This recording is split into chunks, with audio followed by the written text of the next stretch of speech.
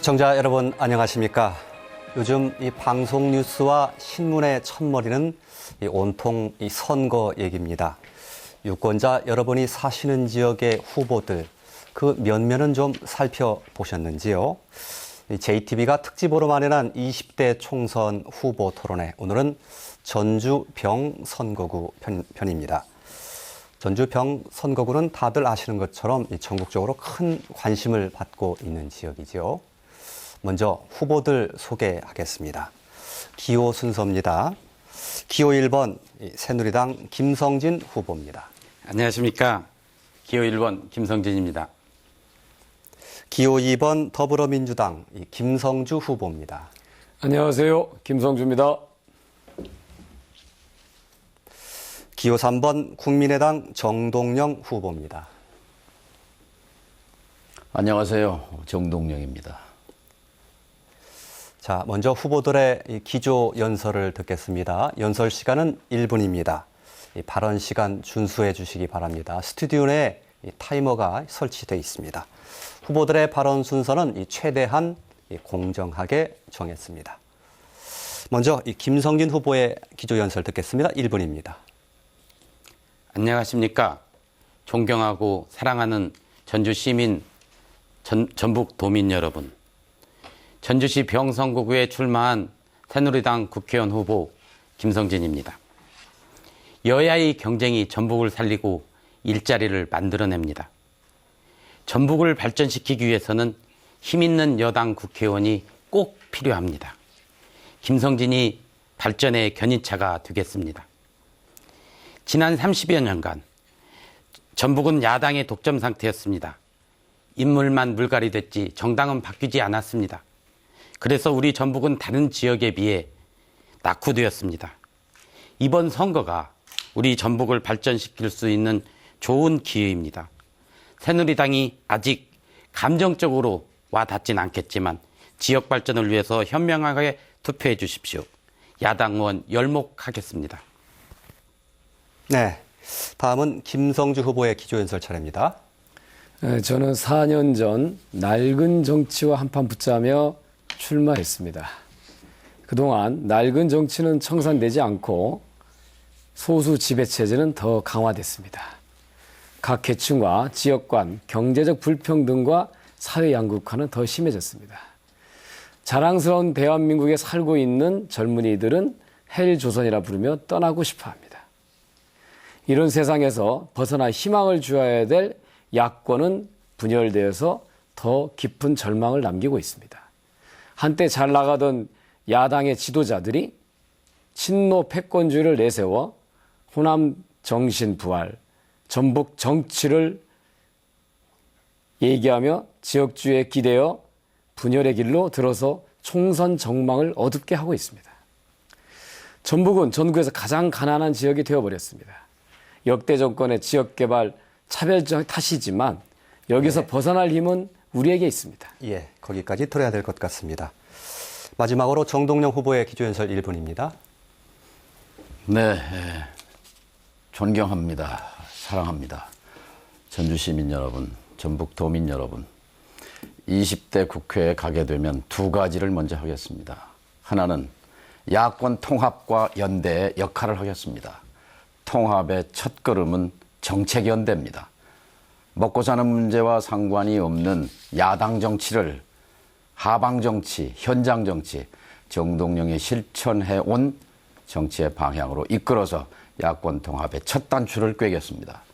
두 번째는 존재감 없고 목소리 없는 전북 지역 정치에 강력한 목소리를 불어넣겠습니다. 그 힘으로 전주를 자영업자가 잘 사는 도시, 관광도시 전주로 만들어내겠습니다. 통 크게 만들어내겠습니다. 네, 시간 잘 지켜주셔서 감사합니다. 자, JTB 토론은 이 후보자 간 이 변별력을 높이기 위해서 이 상호 토론 중심으로 진행이 됩니다. 물론 이 사회자가 드리는 질문도 준비가 돼 있습니다. 질문은 사전에 공개하지 않았다는 점도 함께 말씀드립니다. 이제 본격적인 토론 순서인데요. 이 첫 번째 순서 역시 상호 토론입니다. 상호 토론 시간에는 이 돌아가면서 후보들에게 이 주도권이 주어집니다. 주도권은 이 상대 후보의 발언을 통제 또는 제지할 수 있다는 뜻입니다. 주도권 없는 후보는 그 통제에 잘 따라 주셔야 되겠습니다. 주도권 있는 후보에게 6분의 시간 드리는데요. 나머지 두 후보에게 3분씩 시간을 나눠 쓰시기 바랍니다. 주제는 전주 완주 통합 어떻게입니다. 전주 완주 통합 문제는 지금도 이 뜨거운 감자입니다. 최근 전주 완주 통합 문제가 선거 이슈로 불거지자 이 완주를 선거구로 둔 후보들이 이 비판적인 반응을 보였습니다. 주민들을 설득해야 하는 것도 이 과제이고 정치인들의 이 기득권을 넘어서는 것도 이 관건입니다. 전주 완주 통합에 대한 견해 그리고 이와 관련한 국회의원의 역할에 대해서 토론해 주시기 바랍니다. 이 순서에 따라서 먼저 김성주 후보가 주도권을 갖겠습니다. 먼저 어느 후보와 3분 토론 시작하시겠습니까? 우리 청 후보님한테 하고 그다음에 김 후보님한테 하겠습니다. 시작하시면 되겠습니다. 예, 전주 완주 통합을 얘기하는 것은 당위에 그쳐서는 안 됩니다. 문제는 어떻게 이룰 것이냐입니다. 저희는 전주 완주 통합에 실패의 경험이 있습니다. 제 생각은 이렇습니다. 전주를 위해서 또는 완주를 위해서 통합하자라기보다는 전라북도를 위해서 통합하자를 얘기하는 겁니다. 전라북도의 북부권은 대전 생활권으로 빨려 들어가고 있고 남쪽은 광주 생활권으로 빨려 들어가고 있습니다. 이 상태로 계속 간다면 전라북도는 아마 분화돼서 남아있지 않을 것입니다. 전라북도의 강력한 중심을 세워야 됩니다. 그것이 바로 전주와 완주의 통합이라고 생각합니다. 자, 문제는 그거를 어떻게 제기해서 이룰 수 있냐는 겁니다. 우리 정동영 후보님께서는 선거 공보물에 전주 완주 통합 공약을 내세웠습니다. 저희는 전주 완주 통합은 당연하지만 이거를 선거의 쟁점에 삼는 것은 좀 조심스럽다고 생각을 했습니다. 마침 국민의당의 임정혁 후보가 전주 완주 통합을 정치적으로 이용하지 말라며 반대 목소리를 냈습니다. 자, 통합이라는 거 상대가 있는 겁니다. 전주는 통합하고자 하고 완주는 통합하는 거에 대해서 의견이 나뉘어져 있습니다. 이때 전주의 정치인들이 통합을 세게 제기하면 완주의 반대 목소리도 높아질 것입니다. 이것이 지난번 실패의 경험인데 지금 현재 국민의당 내부에서도 완주를 기반으로 한 임정혜 후보가 반대 목소리를 내고 있는데 정동영 후보는 이걸 추진해야 한다고 공약을 냈습니다. 전북 정치팀장을 하시겠다고 말씀하셨는데 같은 당 내에서도 입장이 조율되지 않는데 이 문제를 어떻게 하실 생각인지 답변을 듣고 싶습니다. 전주 완주 통합의 실패는 국회의원의 실패입니다. 청주는 국회의원의 성공입니다. 청주, 청원은 같은 날 통합에 성공했습니다. 전주, 완주는 통합이 무산됐습니다. 청주, 청원의 성공으로 청주는 16대 도시에서 14대 도시로 이제 13대 도시로 자꾸 올라갈 판입니다. 전주는 15대 도시였던 것이 17대 도시로 미끄러졌습니다. 이제 김해, 남양주, 화성이 치고 올라오면 20대 도시로 밀려납니다. 국회의원의 실패는 당시 전주, 완주 통합에 당시 국회의원들이 자신들의 지역구를 지키기 위해서 또는 정치적 유불리를 따져서 눈치 보기로 일관하면서 정치력 부재 상태가 빚은 겁니다. 저에겐 대안이 있습니다. 엊그제 박성일 군수실에도 갔습니다. 임정엽 후보와도 얘기를 시작했습니다. 자, 선거가 끝나면 이제 차근차근 시간을 가지고 세 가지 원칙으로 추진합니다. 완주가 환영하는 통합이 돼야 합니다. 흡수 통합 절대 안 됩니다. 공생하는 통합이어야 합니다. 완주에 득이 되는 통합이 돼야 합니다. 완주 군민보다 완주 시민이 얼마나 교육에 있어서 교통에 있어서 그리고 소득에 있어서 득이 되는 것을 제시할 때 통합의 빗장이 풀리게 됩니다. 거기까지 들어야 될 것 같습니다. 정치력이라고 나머지 3분 김성진 후보에게 쓰셔야 됩니다. 김성진 후보를 통해서 하게 되겠습니다. 자, 청주, 청원의 통합 사례를 우리 정 후보님께서 말씀하셨는데요. 청주, 청원도 3번 실패한 끝에 되었지요. 전주 완주 통합 문제가 제기된 것도 1992년도입니다. 그러니까 2013년에 통합 문제가 처음 제기된 게 아니고 과거에 3번의 전주 국회의원 하셨던 정동영 후보께서 할 때도 제기되었다가 이루지 못한 겁니다. 현역 의원이 아니면은 답변하기 참 편합니다. 현역 의원이 다 잘못한 거다 그랬는데 당시에 전주의 국회의원들은 이런 고민이 있었습니다. 완주의 반대 목소리가 거세게 나온 상태에서 자칫 전주의 국회의원이 통합의 당위를 강조할 때 완주의 국회의원들이 반대 목소리를 강화할 거라는 우려가 있었습니다. 그 당시에 도지사와 전주시장과 완주군수는 이거는 행정에 맡겨둬라 라고 이렇게 판단했고 저희는 개입하거나 목소리를 내는 것이 오히려 위험하다고 생각했습니다. 그리고 많은 여론조사에서 실제로 완주 군민의 반절 이상이 통합에 찬성한다라고 하는 그런 입장도 밝혔기 때문에 이 상태로 진행하면 잘 통합될 거라고 모두 다 예측했습니다. 막판에 뭐 교육 관련된 문제들이 불거지면서 표가 쏠리면서 아슬하게 통합이 무산된 겁니다. 자, 이걸 통해서 우리는 새로운 교훈을 얻어야 되는데 정치권이 너무 표를 얻기 위해서 섣불리 이 문제에 개입하기보다는 완주와 전주의 두 주민들이 서로 간에 꾸준히 상생 대화와 실천을 통해서 공감대를 형성하고 나가는 것이 실패 사례를 줄일 것이라 생각하는 겁니다. 청주 청원의 경우에 바로 그렇게 했는데요. 3번에 실패하고 난 다음에 각기 통합 주민협의회를 만들어서 상생 발전 방안을 합의해 이것을 시장 군수가 제안하고 오랫동안 실천해 왔습니다. 그것이 바로 성사에 이르게 된 건데요. 그래서 저도 요새 이런 제안을 하는데요. 완주, 전주와 상생 대화를 민간인들끼리 서로 하는 게 좋겠다. 그 다음에 시장 군수가 나서고 맨 마지막에 정치 나선 게 좋겠다는 게 제 생각인데요. 이거에 대해서 우리 김성진 후보님께서 어떻게 생각하십니까? 예, 저도 이 문제에 굉장히 관심이 많고 저희가 많이 연구했었던 부분입니다. 완주 전주 통합은 제로섬 게임이 아닙니다. 우인우인 게임이 돼야 됩니다.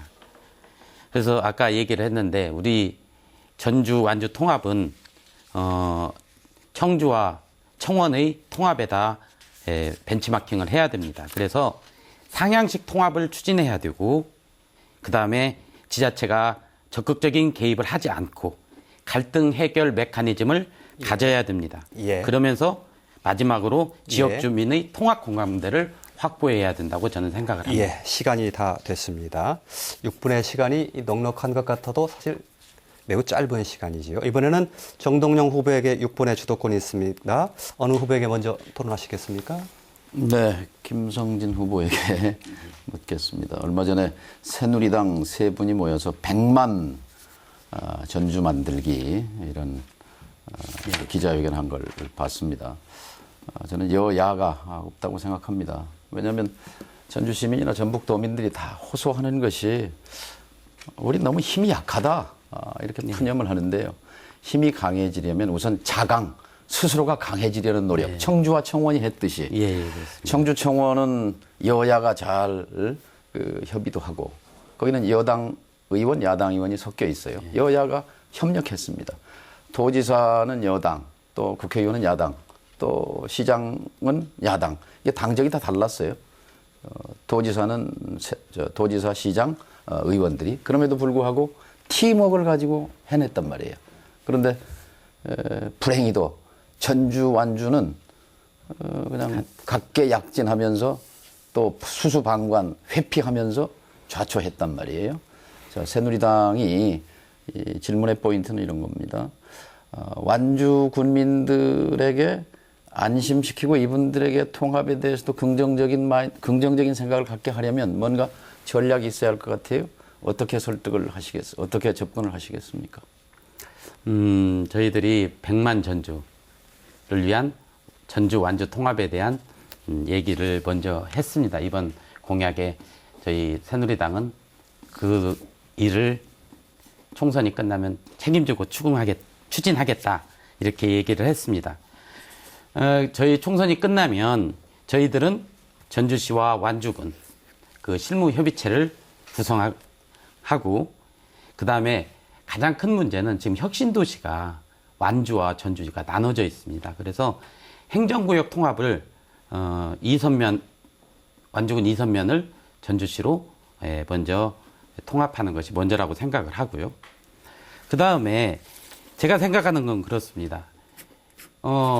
완주에서 반대를 했기 때문에 완주한테 더 많은 것을 줘야 된다고 생각합니다. 감정적으로든 물리적으로든 더 많이 주어야 그분들이 통합에 찬성을 하고 여기에 적극 동참할 것이라고 저는 생각을 합니다. 네. 전주 완주 통합 논의가 있을 때 완주 군민들에게 버스비를 1,200원으로 깎아줬어요. 그러다 이게 통합이 무산되니까 저 고산, 저 동상 이런 데 가는데 2,500원으로 다시 올려버렸어요. 그래서 완주 군민들이 뿔났거든요. 맞았습니다. 이것도 잘못한 일입니다. 여기 혁신도시 가면요. 한귀퉁이는 덕진구 장동이에요. 동산동으로 들어가고 동사무소는. 그리고 한쪽은 또 효자동이에요. 완산구예요. 또 한쪽은 완주군 이서면이에요. 아니 같이 저 마트에 가서 장보기하고 같이 공원에서 노는데 동사무소는 동산동으로 가야 되고 효자동으로 가야 되고 이서면으로 가야 되고 이게 전북 정치의 현실입니다. 나머지 시간 김성주 후보에게 쓰셔야 후보에게 됩니다. 묻는 겁니다. 당시 완주의 국회의원은 누구였습니까? 최규성 의원이 최규성 의원은 몇 선이었습니까? 3선 의원이었습니다. 예, 삼선 의원 최규성 의원은 통합에 반대했습니다. 자신의 지역구가 없어지는 것을 걱정해서 교묘하게 선동했습니다. 쓰레기장이 온다. 복지 예산이 줄어든다. 완주가 변두리가 된다. 전주의 의원들은 세 분이 다 초선이었습니다. 초선 의원 세 사람이 삼선 의원 한 사람을 못 당했습니다. 쓰레기장이 온다? 이런 선동, 복지 예산이 줄어든다? 이런 선동에 대해서 속수무책으로 회피했습니다. 이 전주 완주 통합은 전라북도의 미래로 가는데 굉장히 핵심 관건인데 기회가 왔는데 대한민국의 행정구역을 5천만이니까요. 100만 명씩 50개로 나누는 것이 기본 아닙니다. 지난 몇십 년 동안 논의 끝에 방향이 정해졌어요.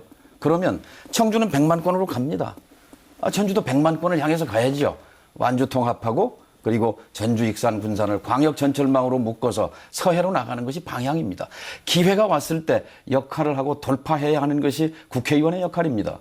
그런데 삼선 의원은 자신의 지역구 없어지는 것을 막기 위해서 백방으로 뛰어다니면서 통합을 무산시키고 있을 때 전주에 있는 초선, 그래서 시민들이 말합니다. 도의원급 초선 의원 세 사람이 삼선 의원에게 당했다고. 저는 바로 여기서 국회의원의 실패라고 말하는 것입니다. 제가 당시 국회의원이었으면 전주 완주 통합 해냈다고 저는 감히 말씀드릴 수 있습니다. 김성주 의원의 답변을 듣고 싶습니다. 정동영 후보님께서는 완주군에 아시는 분이 몇 분이나 되십니까? 수도 없이 많지요. 많으십니까? 저는 전주의 덕진교원에서 덕진에는 아는 분들이 많지만 안주에는 아는 분들이 별로 없습니다. 그 통합이라고 하는 상대가 있는 거지 않습니까? 전주 시민들의 다수는 통합을 원합니다. 완주 군민들은 반반이 원하는 분들도 있고 원치 않은 분도 있습니다. 자, 중요한 것은 완주 군민들 스스로 이 통합이 나한테 불리하거나 손해가 되지 않고 나한테 이득이 된다고 하는 것을 설득할 수 있어야 되는데 통합을 원하는 도시인 전주의 정치인들이 나서서 완주 군민들 상대로 이 얘기하면 진정성 있게 받아들이지 않습니다. 결국은 완주 군민 스스로 또 완주를 이끌고 있는 지도자들 스스로 전주 완주하고의 통합이 나한테 이득이 된다라고 판단을 하는 중요한 것입니다. 모든 일에는 반작용이 있거든요. 한쪽에서 밀면 한쪽에서는 밀려가게 돼 있습니다. 반대로 나가게 돼 있습니다. 정치라고 하는 것은 강한 5초만 목소리를 강정하고 5초만 남겨주세요. 될 주도권 필요도 있지만은 제가 갖고 있기 때문에. 예. 자, 시간이 없네요. 예. 다음에 하죠. 다음에 활용을 하시면 좋겠습니다. 다음 김성준 후보가 주도권 갖겠습니다. 어느 후보 먼저 선택하시겠습니까? 예, 정동영 후보께 묻겠습니다. 예, 어저께 사실은 그 완주 부진장 임정엽 후보가 선거를 앞두고 전주 완주 통합을 얘기하는 것은 옳지 않다라고 얘기를 했습니다. 실제적으로 저는 그렇게 판단을 했습니다. 그 통합을 하지 않겠다는 표현보다는 이것을 선거의 쟁점으로 삼지 말자라고 먼저 선언한 것으로 저는 받아들였습니다. 그래서 아까 김성주 후보가 얘기하는 것하고는 좀 더 다르게 받아들였습니다. 그런데 아까 얘기를 들으니까 우리 정 후보님께서는 통합에 적극적으로 참여를 하시겠다. 이 얘기를 하고 있습니다. 근데 통합의 방식이 아까 저하고 일치했는데 그게 뭐냐면 청원 청주시가 중심된 상향식 통합 방식입니다. 근데 정 후보님은 거기에서 국회의원으로서는 어떤 역할을 하실 수 있다고 생각을 하시는지 예, 그 부분을 먼저 얘기를 해 주시고 또 하나는 공감대를 형성시키는데 또 어떤 역할을 하실 건지 두 가지입니다. 국회의원으로 역할과 통합 심리적으로 공감대를 갖는데 어떤 역할을 하실 거냐 하는 부분. 반대급부 없이 말로 설득이 되는 일은 아닙니다. 이득이 돼야 되는 거죠. 그러니까 어떻게 해서 청주 청원은 과거에는 실패했지만 어쨌든 굉장히 치열한 논쟁과 토론 끝에 성공했어요. 골문 안으로 들어갔단 말이죠. 전주 완주는 실패하고 거기에 도지사가 뭐 잘하고 잘못해서 그랬겠습니까? 시장이 잘하고 잘못해서 그랬겠습니까? 국회의원들의 역할이 있었고 거기는 전주 완주에는 국회의원들의 역할이 한쪽은 적극적으로 와해 공작을 했고 전주 쪽에 있는 의원들은 이 문제는 나서면 손해다. 그러니까 안 나서는 것이 도와주는 거다. 이런 태도를 가졌는데요. 정치라는 것은 기본이 갈등 조정입니다. 갈등이 있으니까 대표들을 뽑아서 조정력을 맡긴 것이 바로 대의정치거든요. 그런데 대의정치의 기본을 저는 포기한 거라고 봅니다. 더더구나 같은 당이잖아요. 자, 도지사, 시장, 군수, 국회의원 4명 전부 같은 당이잖아요. 근데 같은 당에서 한쪽은 방해하고 한쪽은 수수방관하고 책임 물어야 합니다. 자, 2년 전에 청주청원은 그렇게 해서 10년간 교부금을 1,500억을 더 받습니다. 경제 효과가 5천억이 발생했습니다. 청주는 이제 대도시의 면모를 갖춰갑니다. 충청북도가 원래 전라북도의 절반 정도 되는 사이즈였잖아요. 그런데 청주는 전주와 격이 다른 도시였는데 추월해버렸습니다.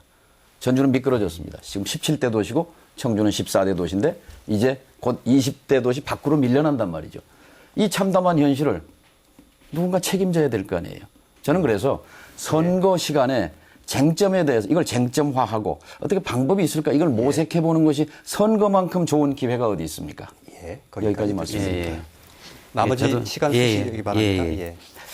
우리 통합에 2012년 5월 3일자 보면은 김성주 의원 그 초선 3인이 김성주 후보와 토론하셔야 됩니다. 예. 김성주 의견 후보께 질문하는 겁니다. 그때 전주시 3인 그 국회의원 당선자들이 전부 초선이었습니다. 그리고 통합에 적극적으로 찬성하셨다고 얘기했습니다. 그런데 오늘 열심히 사실은 그 역할을 하셨을 거라고 저는 믿는데 그래서 제가 그 억울함을 좀 풀어드리기 위해서 제가 시간을 좀 드리고자 합니다. 고맙습니다. 예. 그래서 그간 통합 추진 과정에서 실제로 김성주 후보는 어떤 역할을 했고 앞으로 어떤 누가 당선된다고 하면 어떤 역할을 해야 될지 그 부분까지 전망까지 좀 얘기를 해 주십시오. 과거에 어떤 역할을 했고 다시 또 된다면 난 이렇게 했으면 더 좋겠다라고 하는 부분까지도 얘기해 주셨으면 감사하겠습니다. 예, 모든 일은 항상 상대가 있거든요. 그러니까 상대의 의구심을 풀어주면서 진정성 있게 다가가는 것이 갈등을 풀어가는 기본 원칙입니다. 그러니까 정치는 어느 한 특정한 지역이나 계층의 이익을 대변하기도 하지만 그거로부터 위기감 느끼고 있는 다른 지역과 계층의 반발을 완화시킬 수 있는 그런 그 기술이라고 생각을 합니다. 무조건 돼야 된다고 당위를 주장하는 것은 그것은 누구나 할 수 있는 것이죠. 특히 선거를 앞두고 내가 무엇인지 이룰 수 있다. 내가 뭐든지 해주겠다라고 하는 것은 그거는 표를 얻기 위한 선동일 수는 있겠지만 책임 있는 정치인 모습은 아닐 것입니다. 그러니까 저희는 그래서 이 문제에 대해서 완주군의 강한 반발이 예상되기 때문에 전주의 정치인들은 신중하게 말을 아끼면서 접근하는 게 좋겠다고 생각했고 대신 우리 시의원들이 헌신적으로 그 지역에서 가서 그 지역 출신들이죠. 완주군 출신들 시의원들이 주로 많이 그 지역에 가서 주민들과 대화를 나누는 그런 활동들을 저희가 지원했고 또 여기에 있는 많은 주민 자생단체들도 완주군에서 봉사활동하면서 정말 가슴으로 다가왔습니다. 그래서 전주완주 통합이 다 될 거라고 모든 여론조사가 예측했습니다. 하룻밤 사이에 이것이 뒤집어진 것이지 거기에 정치권 역할들이 없었다든가 잘못됐다가 이렇게 얘기하는 건 그 당시에 있던 지역의 분위기를 잘 모르고 하는 것이다. 네, 앞으로 그러면 어떻게 했으면 쓰겠다는 얘기를 좀 해주시죠. 자, 남았습니다. 그러니까 앞으로 저희 생각은 그렇습니다. 역시 신중한 접근입니다. 그러니까 당위는 내세우되 아까 말씀드린 것처럼 이제 정치권이 주도하는 방식, 행정 주도가 아니라 시민 주도 방식으로 나가는 것이 옳은 정답이다 생각합니다. 예. 자, 이것으로 이 첫 번째 이 상호 토론을 모두 마치겠습니다. 이번에는 좀 쉬어갈 겸 사회자가 질문 하나 드리겠습니다. 정동영 후보가 먼저 1분 동안 답변하시면 되겠습니다. 지역 주민들로부터 아마 한 번쯤 얘기를 들어보셨을 법한데요. 35사단이 떠난 자리에 인구 3만 명이 거주하는 에코시티가 조성되고 있습니다. 에코시티의 성공 매우 중요하죠. 그리고 주민들의 편의도 중요합니다. 그래서 그 자리에 대형 마트나 대형 쇼핑몰이 필요하다는 주장이 있습니다. 반면에 영세 상인들의 이 생존이 달린 만큼 대형마트가 들어와서는 안 된다 이런 주장도 있습니다. 후배들의 의견은 무엇인지 궁금합니다. 예.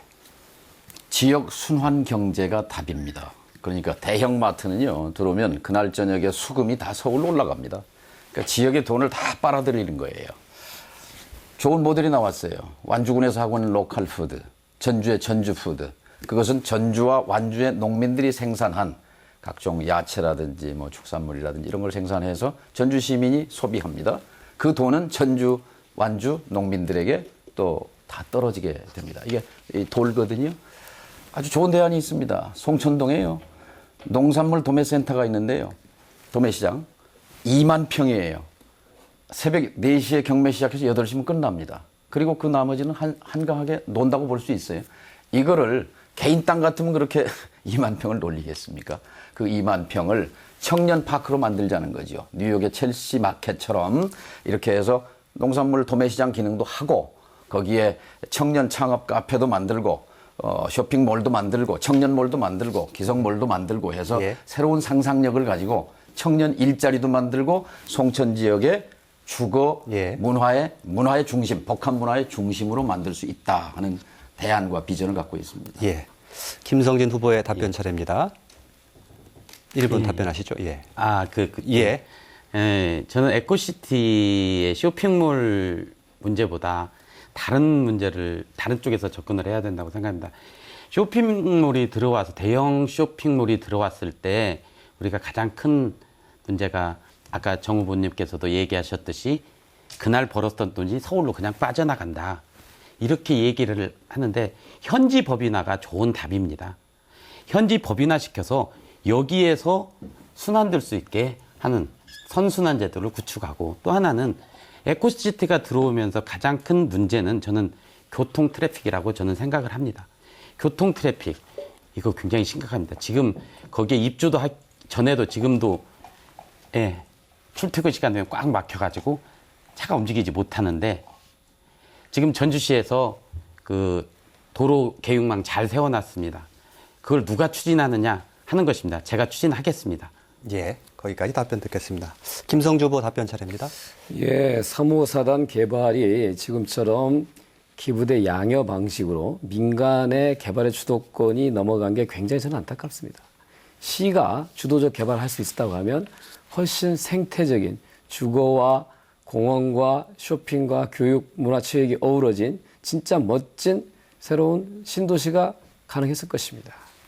그런 거에 대한 아쉬움을 가지면서 사실은 성공을 위해서 대형마트 쇼핑몰이 주된 저는 조건이 되지 않는다고 생각합니다. 이게 단지 한 도시가 자족적인 기능을 가지려고 한다면 생산자와 소비자의 연계가 필요합니다.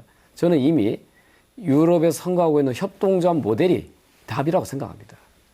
규모가 크고 작은 게 문제가 아닙니다. 소비자들은 대형 쇼핑몰이기 때문에 원하는 게 아니라 다양한 상품이 있기를 바라는 거거든요. 유럽에 가면 협동조합 몰들이 거의 모든 도시에 가장 중요한 위치를 차지하고 있습니다. 협동조합형으로 이런 송합시설들을 만들어가는 것이 에코시티 내에 적합한 대안으로 생각합니다. 알겠습니다. 자, 다음 두 번째 상호 토론 하겠습니다. 이 주도권이 있는 점 앞서 했던 이 상호 토론과 같습니다. 이번에도 이 두 후보에게 시간을 3분씩 나눠 쓰시기 바랍니다. 주제는 상대 후보의 이 공약 평가입니다. 이 자신의 공약, 상대 후보의 공약에 대해서 이 비교 평가하는 토론을 진행해 주시기 바랍니다. 그럼 먼저 토론 시작하겠습니다. 김성진 후보가 6분의 주도권 갖겠습니다. 어느 후보가 먼저 하시겠습니까? 정동영 후보께 먼저 질문하겠습니다. 이 종합경기장 부지에 천년 전주를 기념하기 위해서 그 밀레니엄 센터를 만들겠다. 이런 얘기를 했습니다. 그런데 실제로 지금 10년 동안 종합경기장 재개발에 대한 문제가 해결되지도 않았습니다. 굉장히 공정 상태고 시장과 도지사가 지금 왔다 갔다, 도와시가 왔다 갔다 하는 형편입니다. 또 경주의 밀레니엄은 실제로 우리 전북이 포기한 핵폐기장을 경주로 가져가는 데서 국비로 지원돼서 지어진 경주 밀레니엄입니다. 그래서 저는 정 후보님이 공약으로 제시한 것이 굉장히 좋은 공약인데 걱정되는 것은 뭐냐면 이런 밀레니엄 파크를 어떻게 구상하고 있는가 하는 것을 구체적으로 좀 설명도 해주시고 그 다음에 가장 중요한 재원 조달 방법은 어떻게 마련하실 건가 하는 부분을 말씀해 주십시오. 이제부터 구체적으로 만들어야죠. 그 비전에 동의하면, 그 동의한다는 것은 정동영이 당선된다는 것은 그 비전에 동의한다는 것을 말합니다. 그러면 시민들과 머리를 맞대겠습니다. 전주에 대단한 역량이 자라고 있습니다. 문화 기획자들의 역량이 대단합니다. 이분들과 함께 아니 경상도에 신라 밀레니엄 파크를 지었는데 국비로 전라도에 전라 밀레니엄 파크는 국비로 지어야 되는 건 맞지 않습니까? 내년 내후년이 2018년이 전라도 탄생 1000년입니다. 고려 현종 8년 1018년에 전라도 행정구역이 생겼어요. 지명이 최초로 탄생했어요. 1000년이 2018년입니다. 내년은 마침 대선이잖아요. 그러니까 여야 대선 후보가 표가 필요할 때입니다. 이걸 대선 공약으로 채택하라고 얼마든지 우리가 갑 입장에서 요구할 수 있습니다. 이것이 재원 대책이고요. 종합경기장은 항공사진으로 찍으면 전주의 한 복판입니다. 한 복판에 2만 평이 있습니다. 공교롭게 시카고에도 밀레니엄 파크가 있는데 이게 2만 평이더라고요. 3만 평이더라고요. 종합경기장이 3만 평입니다. 이 3만 평을 정말 전라도 1000년을 기념하는 여러 가지 전주의 문화기획자들의 아이디어를 모아서 문화와 역사와 전통과 예술과 전주에는 예술회관 하나도 변변하게 없습니다. 조형 상징물과 이렇게 어우러져서 교동의 한옥마을에 넘치는 인파를 남부시장으로만 흘려보낼 것이 아니라 덕진구 밀레니엄 파크를 통해서 또 이쪽에 건지산 이 덕진 연못까지 연결하면 전주가 충분히 하룻밤을 자고 가면서 즐길 수 있는 관광도시 전주의 인프라를 만들 수 있다. 저는 그렇게 생각합니다. 나머지 시간 김성주 후보에게 주셔야 되겠습니다. 저희들이 우리가 대학 다닐 때요.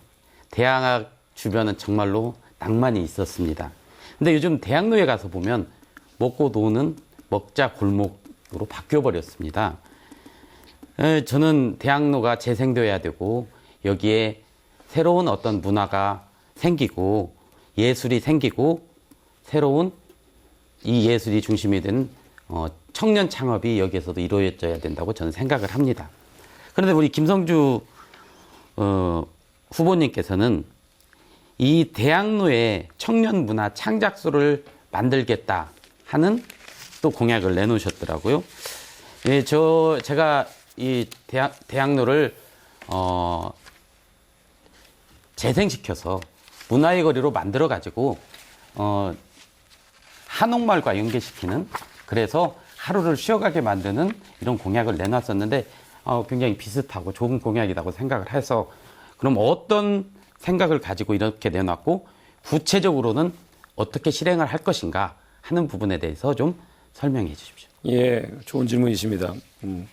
제가 그 전북대학교 대학가 앞에서 한 10년 이상 거기서 사업을 했습니다. 매일 오가는 길인데요. 항상 이런 아쉬움이 있었습니다. 왜 대학생들은 항상 소비의 대상이 하면 되는가? 대학생 스스로 문화의 창조자일 수는 없는 것인가? 이런 아쉬움을 갖고 있었는데요. 그래서 제가 도의원 때 전라북도에게 전북대 대학로를 문화 창조 공간으로 만들 수 있는 용역을 의뢰한 적이 있습니다. 그 이제 답 용역 보고서를 토대로 해서 제가 두 가지 구상을 갖고 있습니다. 하나는 뭔가 청년들의 문화 창조를 할 수 있는 공간을 하나 만들어줘야 되겠다. 공공의 공간을. 그러면 거기에서 끼가 있는 청년들이 와서 문화, 예술, 뭐 여러 가지 다양한 또 뭐 학습도 좋고 그런 것들을 만들어내면서 자연스럽게 젊음의 문화들이 모아질 수 있겠다. 그럼 단순한 소비의 대상이 아니라 스스로 문화를 생산해내는 주체가 되겠다고 하는 그런 구상을 갖고 있고 그걸 구체화해서 현재는 그 전북대학교 정문에서부터 팔달로까지 그 일대를 우선 젊음의 거리로 만드는 예산을 제가 교부세 5억을 확보해서 지금 사업이 진행되고 있습니다. 그 인도를 더 깔끔하게 만들고 여러 가지 장애물들을 없애고 도로가 빠르게 불법 주차가 없어져서 아주 깔끔한 도시로 만들게 되면서 젊은이들이 자연스럽게 모여들고 그들이 놀 수 있는 청년 문화 창조 공간을 청년 문화 발전소라는 이름으로 만들려고 하는 것입니다. 예.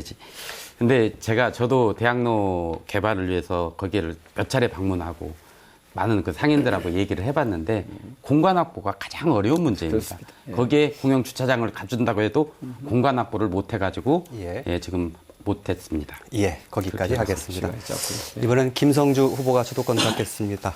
예, 몇 분입니다. 두 분에게 나눠서 할 텐데 예. 먼저 우리 정동영 후보님한테 처리하겠습니다. 공약을 보니까 노인복지관을 만들겠다고 공약을 하셨어요. 혹시 그 노인복지관을 만든 데한 그 예산이 얼마 정도 소요되는지 아십니까? 규모에 따라 다르죠. 50억짜리가 있을 수도 있고 예. 100억이 넘게 들어갈 수도 있고. 그럼 이거는 이제 국비를 통해서 하겠다는 말씀이신가요? 글쎄요. 보건복지 소관 상임위 도의원을 8년 했나요? 6년 하셨나요? 6년입니다. 예. 그리고 국회의원도 4년 보건복지 하셨으니까 그 분야에는 뭐 김성주 의원이 대한민국 최고의 전문가입니다. 같이 상의해서 덕진 노인복지관 만든 것처럼 덕진 노인복지관은 정동영 의원 할 때, 정동영이가 의원 할 때 만든 그렇습니다. 겁니다. 예. 근데 이제 그때 덕진에 갖다 놓은 이유가 뭐냐면 지금 그 얘기는 이제 예산에 대한 재원에 대한 얘기를 얘기를 제가 답을 주시려면 저희가 당선이 돼야 되는데 우리 정동영 후보님께서 저희 경쟁자시니까 저하고 상의한다고 하는 말은 맞지 않을 것 같고요. 아니 그러니까 여야 제가 물어보는 같이 것은 협력해야죠. 제가 물어보는 것은요. 노인복지관을 건립하는 예산을 국비로 충당할 것인지 아니면 지방비로 할 것인지를 물어보는 겁니다. 매칭으로 되게 하죠. 그러니까 근데 그게 실제 그렇지는 않거든요. 노인복지관 건립은 지방 이양 사업이기 때문에 100% 전액 시비로 합니다. 도비를 단 3억 붙여줍니다. 즉 국비를 붙이는 사업이 아니거든요. 그래서 제가 각 동네를 돌아다니다 보면 노인복지관을 만들어달라는 어르신들 요청을 많이 받는데 공약을 못하는 겁니다. 왜? 시장이 해야 될 일이기 때문에. 그러니까 지방선거에 내세울 수 있는 공약인지 모르겠지만 국회의원 공약으로서는 좀 적절치 못하다. 나중에 시장한테 사정해야 되는데 이제 시장은 그렇습니다. 전주가 다른 도시에 비해서 복지관을 굉장히 많이 갖고 있습니다. 한 10개를 갖고 있는데요.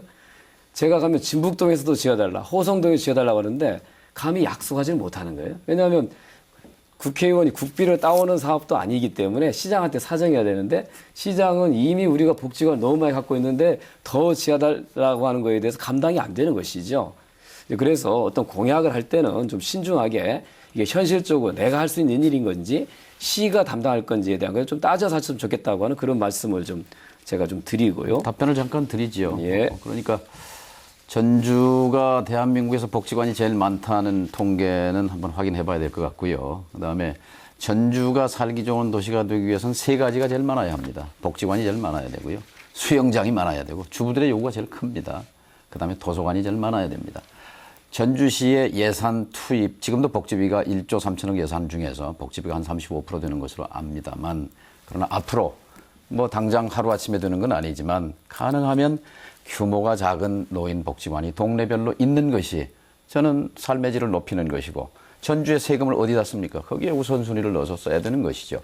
아마 시장도 주민들의 요구를 강하게 느끼기 때문에 시장과 국회의원이 협력해서 만들면 만들 수 없는 것도 말씀하신 아니고. 바로 그 대안으로 중앙정부에서 시간이 지금 갔다가 넘어왔으니까요. 예. 나머지 시간 제가 좀 김성일 답을 후보께서 좀 드리겠는데요. 예. 바로 그래서 큰 대규모 노인복지관을 짓는 것은 현실적으로 시 재정상 어려움이 있기 때문에 제가 지난 총선 때 작은 노인복지관을 짓자, 지역별로. 그리고 기존에 있는 노인복지관이 이거를 분관 형태로 운영하면 건립비도 적게 들고 운영비도 적게 들면서 쉽게 얘기하면 이용자들의 만족을 낳을 수 있기 때문에 그 이미 공약한 바거든요. 그러니까 그런 방향을 대안으로 생각하시는 게 좋겠다. 그러니까 무조건 예, 내가 김성일 후보한테 질문해 주십시오. 국회의원이 예. 스스로 국비 확보할 수 없는 사업인데 공약해서 표를 얻기 위한 목적 쓰지 말고 좀 더 깊게 연구해서 공약을 냈으면 좋겠다는 말씀을 드리고요. 우리 이제 김성진 후보님한테는요.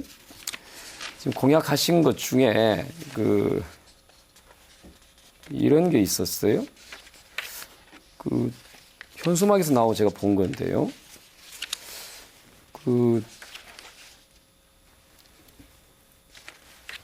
요 예는 제가 나중에 제가 묻도록 하고요. 그 김성준 후보의 공약 중에 보면 그 탄소 산업 육성에 대한 얘기를 많이 하셨어요. 이제 제가 이제 고민하는 건 그렇습니다. 어느 하나의 공장이 들어온다고 그래서 이것이 바로 지역의 꿈의 공장이 되는 것은 아니다. 맞습니다. 현재 사실 탄소 효성 공장도 고용 창출 효과는 낮습니다. 굉장히 미비하죠. 왜냐하면 이게 전체적으로 자동화로 이루어지기 때문에 낮습니다. 결국은 어디서 일자리가 늘어날 거냐 저희가 봤을 때는 R&D, 연구개발 쪽, 그거는 이제 국가적 지원이 좀 필요한 거고요. 또 많은 연관 중소기업들이 집적될 때 가능하다고 생각합니다. 그 좋은 공약을 내세운 건 맞는데 특히 국책 연구기관 하는 거에 대해서 제가 탄소산업 육성법에 포함이 돼 있는데 정부 여당이 그거에 대해 상당히 알레르기 반응이 있어요. 그거를 좀 어떻게 푸실 것인지 한번 의견하고 중소기업을 이 전주 탄소산업단지 내에 끌어들이기 위한 좋은 유인책이 뭐가 있는지 좀 말씀 좀 해주시기 바랍니다. 실제로 국책 연구기관으로 전환한다. 이거 굉장히 중요한 거고, 저희 그 김성주 후보께서 이 탄소 뭐 발의하실 때 거기에 있는 걸로 저도 봤습니다. 예, 좋은 거고. 그래서 저희는 만약에 우리가 탄소법을 발의할 때 우리 새누리당 도당하고라도 어떻게 협조를 구해서 했었다고 하면은 저희도 중앙당에 가서 뺏지 하나 없습니다. 그렇지만 중앙당에 가가지고 그쪽에 있으신 분들, 관계자들, 특히 경북에 있는 관계자들을 설득하고 노력을 했을 겁니다. 그리고 중소기업을 여기에 데려온다. 저는 과감한 규제 철폐라고 저는 단언합니다. 예, 거기까지 듣겠습니다. 마지막으로 정동영 후보에게 주도권 6분 드리겠습니다. 수 후보에게 3분씩 나눠 쓰시죠? 네. 김성진 후보에게 3분 정확하게, 김성주 후보에게 3분 이렇게 할게요. 그 공약집에 보니까 홍보물에 KCC 농구장을 그 NBA급으로 만들겠다. 네. 아주 참 젊은이들이 농구 팬들이 아주 환호할 공약입니다. 저도 농구장에 갈 때마다 대한민국에 이런 농구장이 있다는 게 정말 부끄럽고 저도 책임감을 느낍니다. 제가 의원할 때도 KCC에서 절반만 내면 전주시가 보태서 이걸 해보자 했는데 재벌 기업이 참 인색하더라고요. 네, 어쨌든 전주가 이 좀 전라북도가 사기가 충천하려면 예를 들면 월드컵 경기장 그거 지금 농사 짓고 있으면 쌀은 좀 나오겠지만 자 내년에 U20 청소년 월드컵 개막식도 거기서 하지 않습니까? 개막전도 치르게 되는데 저 기회가 왔단 말이죠. 저 월드컵 경기장 원래 탈락했던 것 정동영이 다시 전주 집어넣어서 부활시킨 거는 들어보셨죠? 예. 하셨죠. 그런 것처럼 월드컵 경기장이 단순히 경기장이 아니라 거기서 경제적 부가가치도 발생하는 것이고 또 눈에 보이지 않는 무형의 도민의 사기, 시민들의 사기를 진작한 것을 보면 이 NBA급 농구장을 만들겠다. 이거 정말 가슴 뛰는 공약인데 어떻게 좀 새누리당 힘을 좀 빌려서 같이 해보면 좋겠는데 구체적으로 좀 말씀 좀 해주세요. 사실은 그 우리 젊은이들 특히 스포츠를 좋아하는 사람들의 상실감은 굉장히 큽니다. 저희가 옛날에 그 야구단이 있었는데 그 야구단을 우리가 운영을 못했죠. 그래서 제 19단을 다시 만들자 그랬는데 성공하지 못했죠. 근데 얼마 전에 보니까 쌍방울 야구단도 저기 KCC 구단도 뭐 수원으로 이전을 해야 된다 이런 어떤 이전설이 나왔습니다. 근데 지금 그 농구장을 가서 보면 그게 1973년에 지어진 겁니다. 약 4,700석 규모고 그 당시에 대한민국에서 가장 규모가 크고 거대했었던 최대 규모의 최고의 였습니다. 그 당시에 우리 도세를 증명할 수 있습니다. 근데 우리 현재 그 농구장은 어떻습니까? 보면은 비세고요. 가서 보면 농구장이라고 얘기할 수도 없습니다. 요즘에 농구장 가보면 뭐 농구장 데이트하고 키스타임도 준다는데 거기서는 귀신 날 것 같아서 그것도 못합니다. 예. 그래서 저는 거기를 다시 재개발을 한다고 하면은 2천억 정도 들어가는 걸로 예상을 하고 있습니다. 왜 제가 그러냐면 시카고 불스의 농구장, 유나이티드 센터 정도가 그 건립비가 2천억 정도 들었더라고요. 그런데 그걸 어떻게 짓느냐? 재원 어떻게 마련하냐? 뭐 국민체육기금, 예. 특별교부세, 도비, 예. 브랜드 사용료. 근데 저는 기업의 브랜드 사용료를 예. 해가지고 50년 브랜드를 임대해주고 알겠습니다. 여기서 예. 할 수 있게 3분의 시간이 모두 지났습니다. 예. 김성주 후보와 토론하시죠. 예. 예, 3분. 제가 뭘 하나 좀 보여드려야 되겠는데 혹시 탄소 섬유가 어떻게 생겼는지 김성진 후보나 김성주 후보 보셨어요? 예, 거기 탄소 갔더니 거기 그렇게. 이게 12,000 가닥입니다.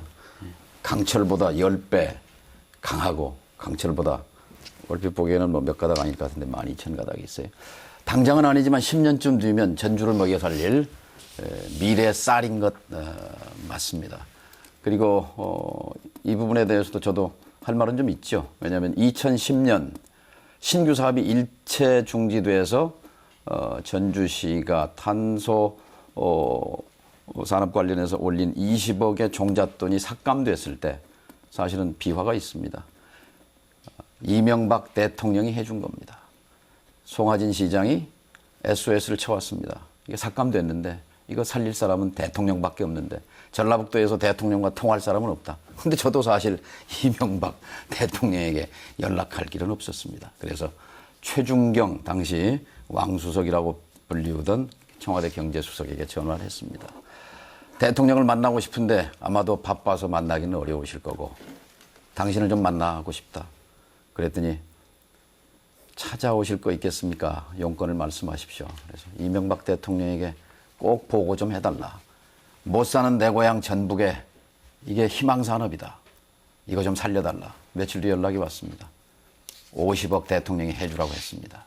그래서 살려낸 탄소 섬유 산업의 종잣돈 여기에 대해서 말씀드리고 김성주 후보 19대 국회가 지금 끝난 거 아닌가요? 아닙니다. 5월 말까지 임기니까 좀 남아 있습니다. 그러면 선거 후에도 국회가 열립니까? 열립니다. 예, 열려서 법안 처리를 합니까? 가능합니다. 지금까지 역대 선거 끝난 뒤에 그 국회가 열려서 법안을 처리한 사례가 있습니까? 18대에도 있었다고 얘기 들었습니다. 무슨 법을 처리했을까요? 아무튼 많이 쟁점 했답니다. 법안은 없습니다. 사실은 탄소산업법은 형식적인 쟁점 법안 아닙니다. 반대자가 있지 않습니까? 여당이 발목을 걸은 거죠. 그래서 예비 홍보물에 정책을 탄소 관련해서 탄소산업법을 만들었다. 만든 건 통과시킨 걸 얘기한 건데요. 20대 국회에서 할 수밖에 없습니다. 그러니까 19대 국회에서 국회의원이 발의한 법은 수천 건입니다. 수천 건이 19대 국회 폐회와 함께 다 사장됩니다. 이미 그런데 여야가 총선이 끝나고 난 다음에 합의 처리하기로 이미 돼 있습니다. 예, 그거 걱정 안 하셔도 됩니다. 이것을 예. 만들었다 이렇게 이미 홍보한 것은 정직한 것은 아니다. 이 말씀을 말씀드립니다. 예. 잘 들었습니다.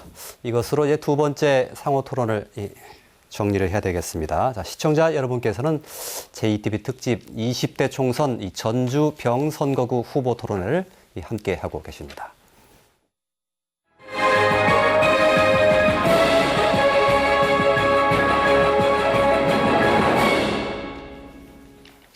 자, 토론 이어가겠습니다. 이번은 세 번째 상호 토론입니다. 이 자유 토론입니다. 주도권이 있는 점 앞서 했던 상호 토론과 이 방법 같습니다. 다만 후보 선택과 시간 배분 모두 이 주도권이 있는 후보가 자유롭게 정할 수 있습니다. 주제도 정해진 게 없습니다. 먼저 정동영 후보에게 주도권 6분 드리겠습니다. 시작하시죠. 네. 김성주 후보에게 묻습니다. 홍보물 같은데 보니까 더불어민주당의 정책기획단장이다 이렇게 써놨는데 중앙당의 정책기획단장입니까? 예, 중앙당 총선 정책기획단장입니다. 예, 정장선 의원으로 알고 있는데 아닌가요? 거기는 총선 기획단장이고요. 여기는 정책기획단장입니다. 정책과 그런가요? 공약을 만드는 담당이죠. 예. 어떤 분이 오늘 전화를 했더라고요. 아침에 채널A 방송을 보니까 전주 덕진구를 다루면서 우리 김성주 후보의 경력에다가 정동영 보좌관 뭐 이런 식으로 써놨다고 해서 이건 좀 바로 잡아야 할 것 같아요. 그렇습니다. 보좌관 한 적 없습니다. 정책실장을 했습니다. 예. 네, 송천동 변전소 문제에 대해서 좀 얘기를 해보고 잠깐 싶은데 그 전에요. 제가 시간이 제가 없을 것 같아서. 주도권 토론입니다. 예, 주도권이 예. 있습니다. 주도권이 아니, 방금 질문한 제가 것이 주도권이 정동영 후보에게 제가 있습니다. 저한테 예. 주도권이 있죠. 예. 말씀해 주시죠. 예. 자, 유해하지 않으면 괜찮다. 송천동 내거리에 지금 변전소가 들어섭니다. 지금 현재는 송천역 폐역사이기 때문에 겉으로 보면 그냥 공사장이에요. 지금 동부 우회도로가 굉장한 체증인데 이제 거기에 3만 5천 도시가 또 들어선단 말이에요. 그러면 지금 송천역 부지 뒤로 이제 다리를 놓아지고 거기가 이제 대형 사거리가 됩니다. 그러니까 10만 명 송천동 주민들이 가장 중심으로 이용하는, 중앙으로 이용하는 내거리, 코나. 서울 광화문 잘 아시니까 이순신 장군, 이순신 동상 있는데 동아일보사 자리, 그 코나에 변전소를 만드는 거거든요. 15만 4천 볼트. 그런데 작년 말에 이제 결정해서 지금 막 공사 터파기가 시작되고 뭐 굉장히 진행이 됩니다. 지나갈 때마다 그 송천동 주민들의 절규가 들립니다. 이거 막아달라고. 근데 이미 공사는 진행되고 있어요. 자, 그런데 우리 그 덕진구를 대표하는 김성주 의원이 인체에 유해하지 않으면 괜찮다 하는 입장을 듣고 저는 깜짝 놀랐습니다. 이것은 한전 논리입니다. 어떻게 지역 국회의원이 주민 건강이 최우선이어야 하지 한전의 논리를 수용하는가 하는 얘기입니다. 엊그제 토론하면서 대안이 있어야 할 거 아닙니까? 5년 전에도 뭐 계획이 있었습니다. 5년 전에는요, 35사단 그 에코시티 안에 예정지였기 때문에 그땐 쟁점도 아니었고 송천동 주민들이 걱정도 안 했어요. 작년 말에 느닷없이 시의원도 모르고 도의원도 모르고 국회의원도 모르게 덕진구청에서 덜컥 허가를 내주면서 터파기가 시작되면서 주민들이 알게 된 거란 말이죠. 첫째, 송천동 주민들을 속인 겁니다. 두 번째, 어떻게 광화문 내거리 동아일보사 같은 자리에다가 변전소를 갖다 놓는가. 기가 막힌 일이다. 전주 시민을 무시한 처사다. 그리고 마땅히 이것에 맞서 싸워야 할 국회의원은 인체에 유해하지 않으면 괜찮다. 지금 전주시가 유해 검증을 하지 않느냐. 어떻게 뒷짐짓고 아까 전주 완주 통합 문제도 국회의원이 나서면 손해다. 그러니까 가만히 있었다. 갈등 사안마다 그렇게 회피하면 저는 안 된다고 생각해요. 갈등 사안을 해결하라고 국회의원이 있는 겁니다. 주민들이 그렇게 걱정하고 어떻게 우리 사는 동네에 고압 변전소가 들어오느냐. 아무리 지하고 인체에 유해하지 않다고 하지만 우리는 믿을 수 없다 그러면 주민 논리의 대변자가 돼야지 왜 한전 논리의 대변자가 되느냐 하는 겁니다. 어떻게 생각하세요? 예, 한 번도 한전 논리를 대변한 적이 없습니다. 우리 정동영 후보님께서는 이 송천동 배전소 문제를 선거 쟁점으로 삼아서 송천동에서 표를 좀 많이 얻어보실 생각이신 것 같은데요. 자, 정확하게 제가 말씀드리겠습니다. 이 이상 중요한 문제가 작년 말에 송천동 변전소 문제를 듣고 주민과 협의에 나섰습니다. 올 1월 달에 한전과 미팅을 통해서 이 건립 배경과 과정의 설명을 좀 들었고요.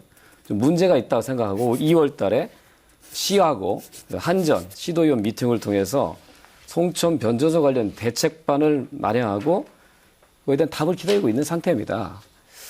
이런 것이 바로 주민과 같이 하는 국회의원의 역할인데 왜 제가 그거에 대해서 아무 대책도 안 하고 아무 얘기도 안 했다라고 얘기한 거 제가 이해할 수 없습니다. 그러니까 사실에 따라서 얘기할 필요가 있고요.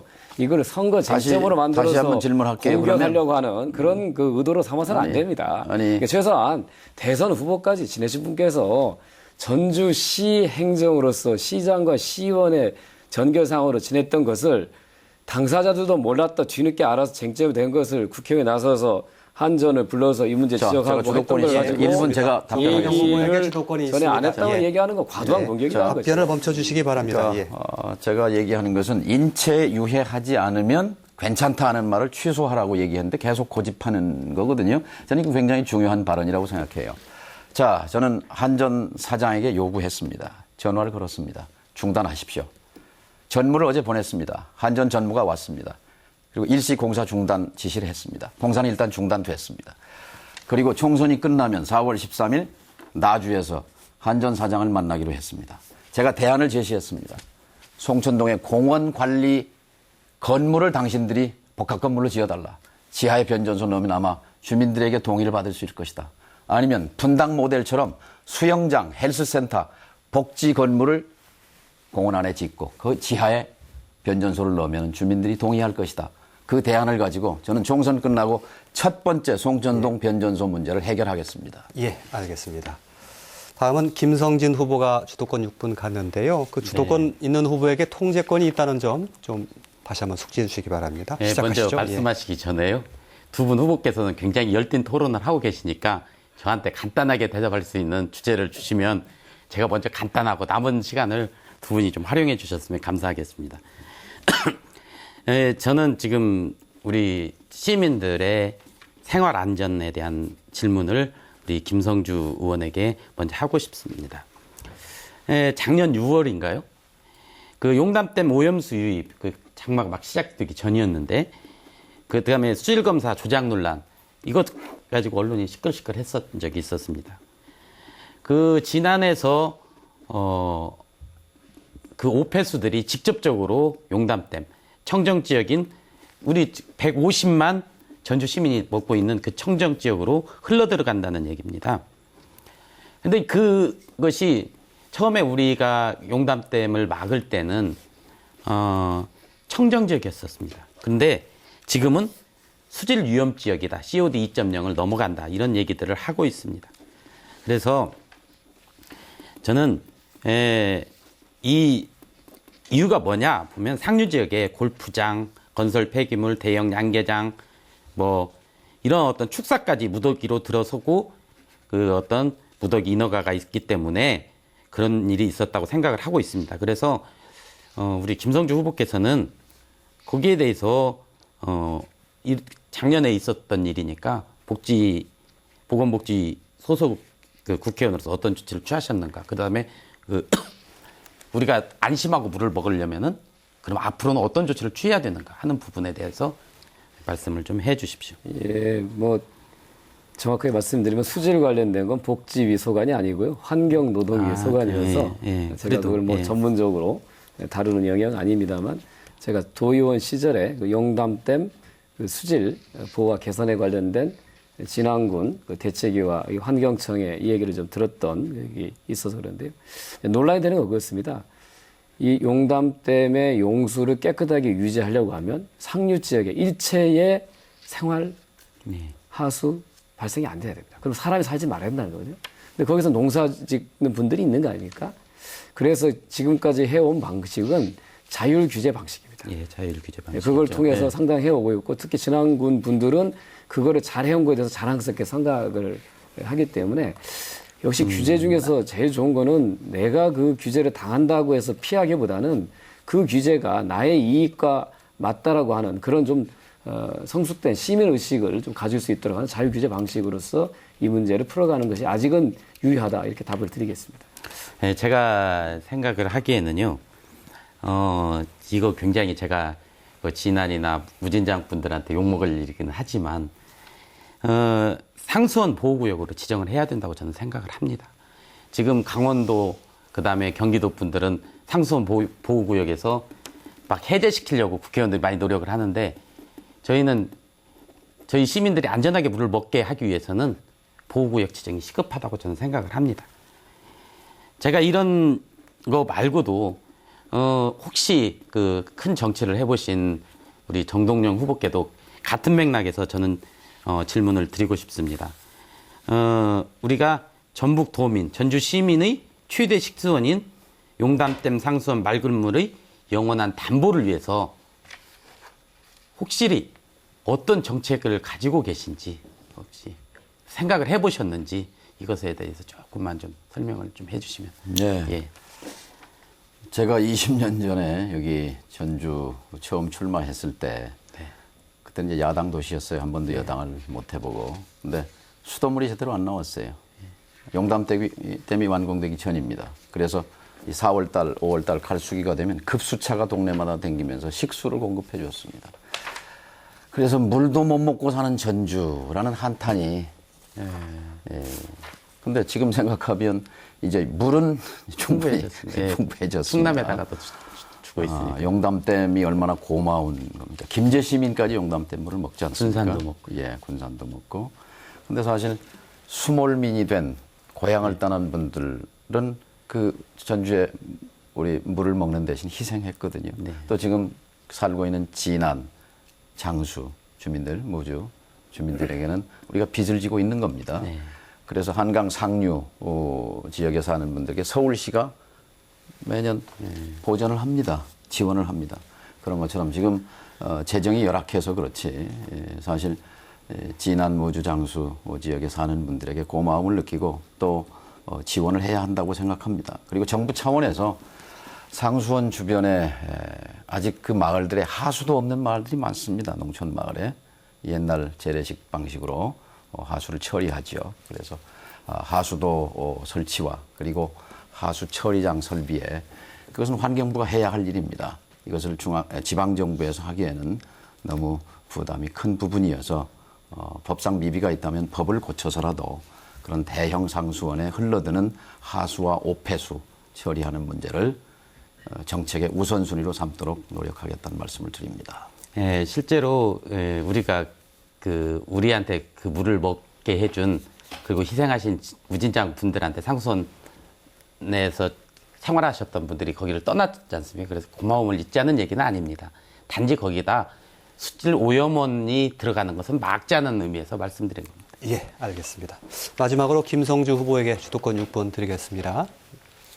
예, 아까 우리 정동영 후보님께서 저한테 질의한 내용에 사실 오류가 있어 먼저 좀 정정하겠습니다. 저보고 탄소산업법을 제정했다고 공보문에 썼다고 하는데요. 만들었다. 예, 여기에는 여기 써 있습니다. 김성주는 탄소산업 육성 지원 법안을 발의하고 1천억 원 가량의 국가 예산을 확보했습니다라고 되어 있습니다. 한번 확인해 보시고요. 공부 확인해 보시고 방금 하신 말씀은 페이스북에 나와 있는 홍보물에서 봤습니다. 다시 한번 보내드릴게요. 전주 정식 공보물이라고 하셨잖아요. 그 발언에 대해서는 좀 취소를 해주시죠. 페이스북에 나와 있는 홍보물을 보내드릴게요. 잘못됐으면은 아니, 선거 공보물에 좀 봐주세요. 그러니까 뭐라고 써 있는지. 이번에 발송한 예, 거란 이번에 한 말이죠. 겁니다. 예. 이거는 제가 아직 못 봤기 때문에 이게 아니라 참모들을 보고 근거 없이 상대 후보를 공격하거나 비난하지 말고 좀 정정당당하게 정책 경쟁하라고 좀 잘 따끔하게 얘기해 주십시오. 아니, 예비 홍보물에 나와 있는 걸 말하는 거니까요. 그리고 확인해 뭐 보시기 바랍니다. 우리 정동영 후보께서는 50억 종잣돈 하신 거 좀 잘하신 건데요. 그동안에 전주의 새 국회의원들은 매년 예상 증액당에서 매년 100억씩에 순증을 해서 1,000억 원의 예산을 확보했다는 것들 제가 먼저 확인해 드립니다. 그래서 진짜 본격적인 좀 질의를 좀 하겠는데요. 지난 96년 첫 전주 덕진 출마하실 때 우리 정 후보님께서는 전주를 동양의 밀라루로 만드신다고 하셨습니다. 2000년에는 재선 때는 삼성 기업을 유치하겠다고 공약하셨습니다. 삼성 기업 유치가 지금 전주에 되어 있나요? 우리가 여당이었으니까 시도했습니다. 한광옥 비서실장, 신건 국정원장, 전철환 한국은행 총재, 강봉균 당시 경제수석 총동원해서 삼성의 이학수 부회장을 만나서 삼성이 없는 전라북도 강력하게 요구했습니다. 왜냐하면 국회의원은 제가 물어보는 힘이 없지만 거는요. 제가 물어보는 과정을 물어본 게 아니라 실세들을 다 이루었는지 동원해서 안 이루었는지 답변을 제가 말씀을 해달라는 재벌을 거죠. 이기지는 못했습니다. 삼성을 끌어오기 위해서 무진 네. 애를 썼다는 것은 네, 말씀을 거기까지 드립니다. 확인하고요. 저는 사실은 이 공약을 만들 때 제가 그 과정에 참여했기 때문에 삼성 기업 유치 공약을 제안하시길래 신중도 제시했습니다. 지금은 박정희 시대가 아니다. 기업이 오라고 그래서 가는 것이 아니다. 신중도 제시했는데 그걸 묵살했고 삼성 기업 유치를 제1공약으로 내세웠지만 결국 힘 있는 당의장을 지내쓰고 당시 참여정부의 제2인자 국민의 정부에서의 대변인 참여정부 제2인자였지만 그걸 못했지 않습니까? 그거에 대해서 좀 이 자리에서 좀 유감의 뜻을 표명할 생각은 없으십니까? 최선을 다했습니다. 당시 네. 전라북도 출신 인사들이 한승원 감사원장도 계셨고 청와대 비서실장도 있었고 국정원장도 있었고 한국은행 그러니까 어쨌든 간에 총재도 노력했는데 있었고 총동원해서 이루지는 못했다 이런 말씀이죠. 전북 예. 인사들이 총동원돼서 또 다음에 제가 물어볼 게 많습니다. 예. 다음 2009년에 덕진 재보선 때는 전주 사대문 복원을 또 공약하셨어요. 이거는 당시에 막대한 재원 소요 때문에 논란이 있었던 공약이었고 상당히 다수가 반대했었는데 사대문 복원은 이번에는 공약을 안 하셨대요. 네, 앞으로 전주가 관광도시 전주로 가기 위해서는 동문시장에 있었던 동문 120년 전이 아닙니다. 1905년이니까 폐성령이 111년 전이네요. 110년 전에 일제히에서 폐지됐던 평양성, 대구성 전주성. 제가 물어보는 전주의 거는 동문시장. 2009년에서 이 공약을 했는데 이 공약도 실천이 안 됐잖아요. 근데 앞으로 이번에 비전입니다. 이번에는 왜 그걸 공약 안 하셨는지 제가 묻는 거고요. 뭐 잊어버리셨을 수도 있을 겁니다.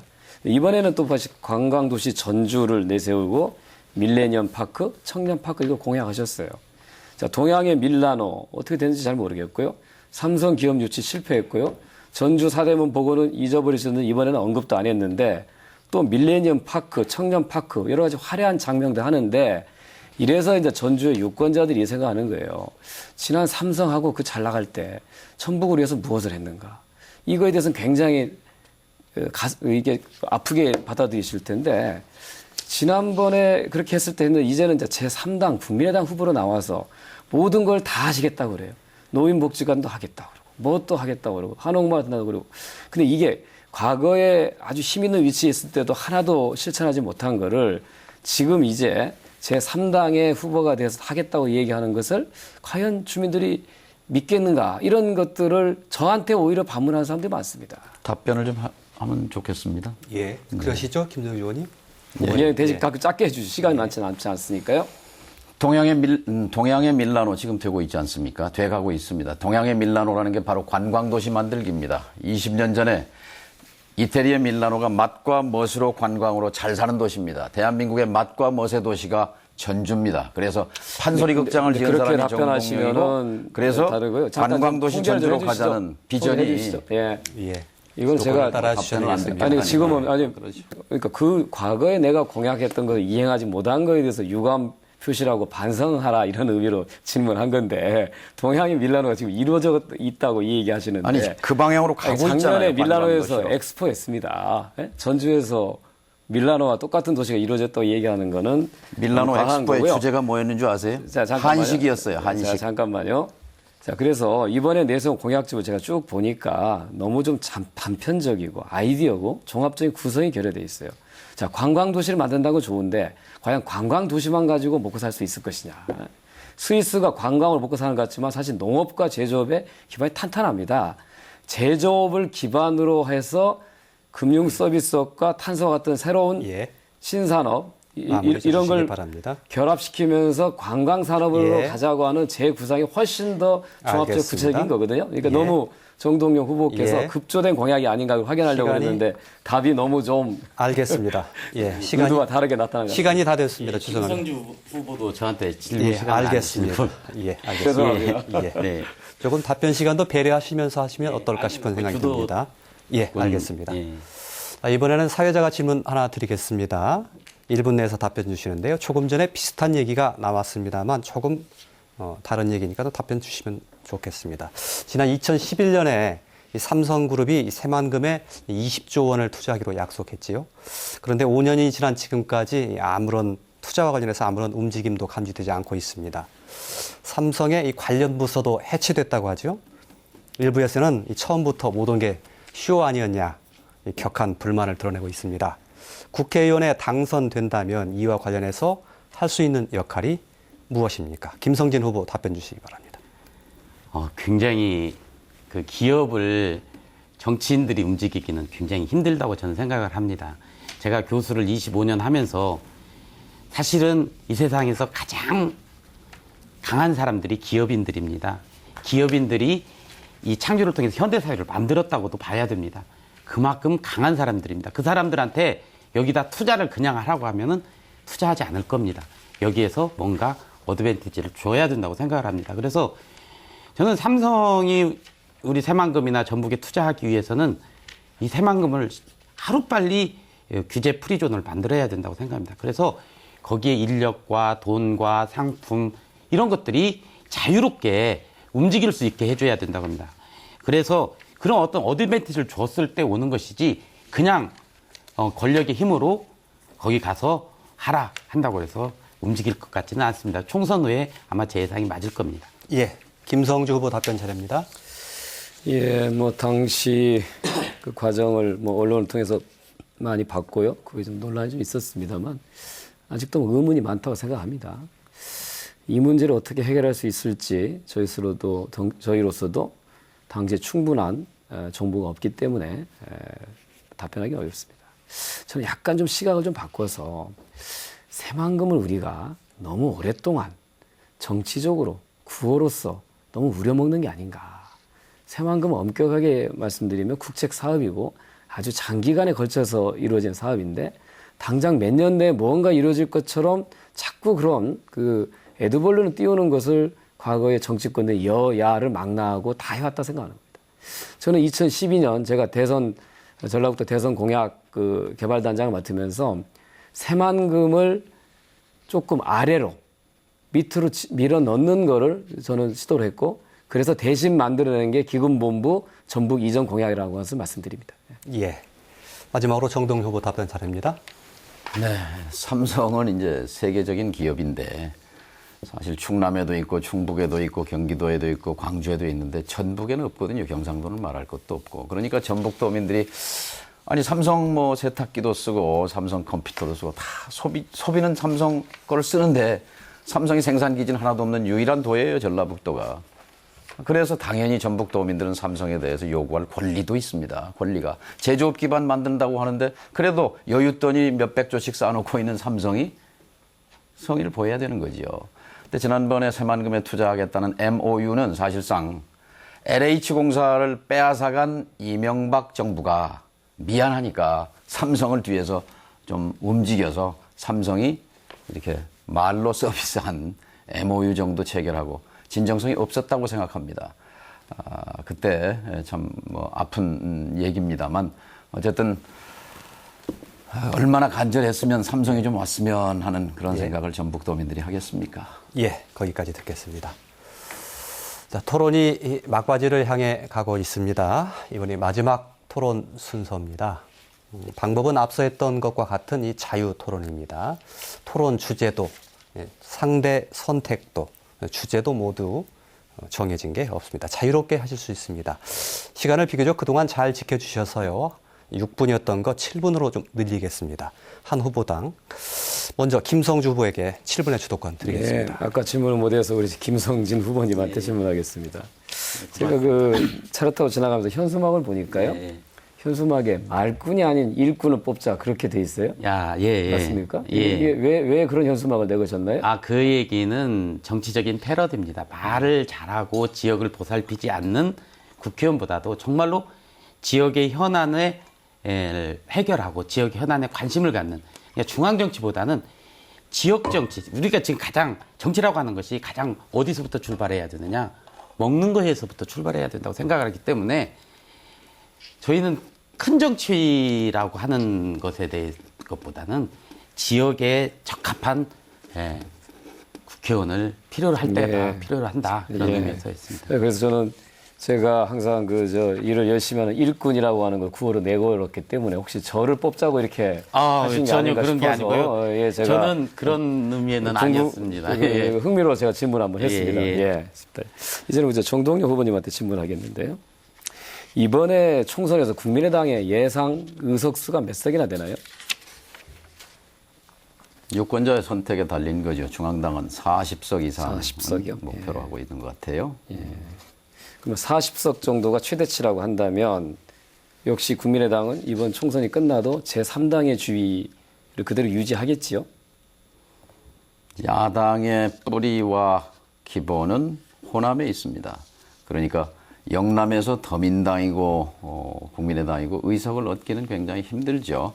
문재인 의원조차도 부산 출마를 포기했지 않습니까? 낙선하면 치명상일 테니까. 그러니까 결국은 이제 호남 외에는 의석을 얻기가 어렵다 이런 거 아닙니까? 호남이 야당의 기반이라는 얘기죠. 야당이 기반이긴 하지만 그러니까 국민의당은 현재는 답변 시간을 주세요. 아니 그러니까 제가 주도하는 거니까 제 질문 시간에 답변을 필요하는 거 그거는 다하지 않습니까? 좀 선배님께서 후배 질문에도 좀 답도 해주시고 그러셔야지 꼭 자기 말씀을 하려고 하면은. 네, 알겠습니다. 진행하시죠. 자, 결국은 국민의당은 호남 외에서는 의석을 얻기가 어렵다. 결국은 호남당, 지역당으로 전락할 수밖에 없다는 거거든요. 그것이 안철수 대표가 이야기한 새정치인가. 이런 광범한 의문이 생기는 거 아닙니까? 어차피 이 총선이 이 구도로 간다면 제1당, 제2당, 제3당의 지위는 바뀌지 않을 것입니다. 그렇다고 하면 우리 정동영 후보께서 야권 교체를 주장을 했는데 그럼 결국 야권 교체도 못 이루는 거지 않습니까? 근데 왜 굳이 더민주당으로 복귀하지 않고 제1야당으로 복귀하지 않고 왜 굳이 제2야당인 제3당인 국민의당을 갖는가? 이거에 대해서 정말 이해하기 어렵다고 생각하시는 분들이 진짜 많아요.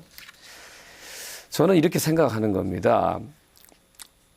많은 분들이 정권 교체를 열망합니다. 특히 호남, 전북 지역의 도민들은 지난 대선에서 야당의 특정 후보에게 90% 이상 몰아줬습니다. 그건 열망인 거거든요. 그런데 실패했습니다. 그래서 다음 내년에 또 대선을 우리가 기다리고 있는데 이번에 총선에서 야당이 분열돼 버렸습니다. 근데 야당의 안철수 후보께서는 이번 총선에서는 우리가 실패하더라도 이번 총선에서 또는 실패해야 마치 대선에서 이길 수 있는 것처럼 이 얘기하는 건데 정말 정동영 후보께서 그렇게 생각하시는 건지 저는 그 답변을 듣고 싶습니다. 분열의 책임을 한번 생각해 봤으면 좋겠어요. 그러니까 안철수 의원을 비롯해서 반대파가 탈당할 때까지, 아니 탈당하도록 조장하고 기다렸다가 당을 완전히 친노 기지로 만든 다음에, 아니 친문 기지지요. 그것이 분열의 씨앗이라고 생각합니다. 아니 탈당을 막고 공생하는 공존하는 당을 만들었어야 문재인 되는 거죠. 대표에게 분열의 책임이 있다. 안철수 대표가 나간 것은 문재인 대표 탓이다 이런 얘기죠. 분열의 일차적인 핵심. 그거 의견을 제가 묻는 거니까요. 얼마 전에 김용걸 위원장이 전주에 와서 이런 얘기를 했어요. 정동영 의원이 훌륭한 정치인으로 성장하도록 저도 아버지도 기대했지만 실망스러운 느낌이다. 중도 실용주의라고 했다가 진보라고 했다가 결국은 정체성 불명한 국민당으로 갔다. 그러면서 김대중과 노무현과 나는 비슷하다라고 말을 한다는 거예요. 그래서 이렇게 반문하더라고요. 아버지가 자민당에 입당했나? 자민련에 입당했나? 우리는 후보 단일화만 말 했지 그쪽에 입당한 적이 없다. 정말 저는 이상하게 생각하는 겁니다. 제가 엊그저께 토론에도 말씀드렸지만 현재 정동영 후보의 정치적인 그동안 주장했던 걸 보면 정의당으로 가는 게 맞을 텐데 왜 정의당으로 안 가고 중도정당을 표방한 안철수당으로 갔을까? 중도로 표방했다가 진보로 했다가 지금은 내가 안철수하고 손을 잡은 것이 김대중과 노무현이 했던 것과 똑같은 것이다. 라고 하는 거예요. 김홍걸 위원장의 이 얘기, 우리는 후보 단일화 한 거지 그쪽에 입당한 적이 없다. 근데 왜 중도정당 표방한 안철수당이 입당했는지 다시 한번 시원한 답을 좀 듣고 싶습니다. 국민의당을 지지하는 사람들은 아마 김 후보의 발언을 납득하지 못할 것입니다. 그리고 더민주당이 생겨난 이래 호남에서 이런 낮은 지지를 받은 것은 역사상 처음 있는 일입니다.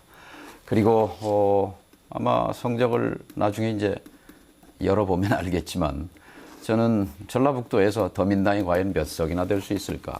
저의 목표는 전라북도에서 물갈이 하는 겁니다. 특히 전주에 있는 유사 친노 3인방이라고 불리우는 이 세 사람을 바꾸는 것이 그렇게 해서 전라북도 10석을 바꾸는 그렇게 것이 하기 위해서 목표입니다. 이제 어제는 친노 3인방이 됐다가 내가 친노냐 왜 친노냐 했더니 이제 유사 친노라고 이름 바꾸셨어요. 자, 좋습니다. 무슨 의도인지. 그래서 국민의당에 입당했다.